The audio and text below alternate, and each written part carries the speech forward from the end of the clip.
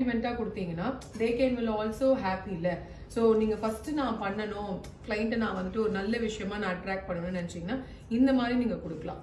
ஆனா ஃப்ரீ கிடையாது, காம்ப்ளிமெண்டிங்கா ஒரு வாட்டி ஒரு ஈவெண்ட். இப்போ 2 ஈவெண்ட் புக் பண்றாங்கன்னா ஒரு ஈவெண்ட்ல நீங்க பண்ணலாம். மார்னிங் முகூர்த்தத்துக்கு நீங்க பே பண்ண சொல்லலாம். ஏதாவது ஒரு ஈவெண்ட் காம்ப்ளிமெண்ட் பண்ணலாம்.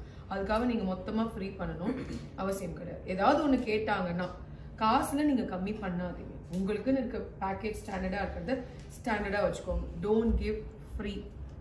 Okay, no, you can parayu in Malayalam itself. Tamil பேசு. நல்லா எவ்வளவு பெரிய ஆளு. Come on. ஆக்சுவலி நான் அந்த மேக்கப் போயிட்டேன்.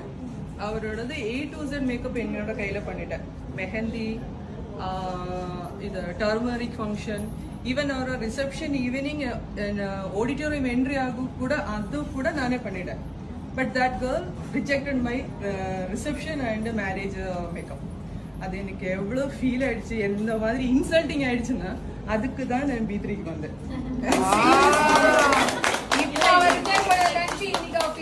அந்த மாதிரி எனக்கு அது இன்சல்ட்டிங்கா இருந்துச்சு.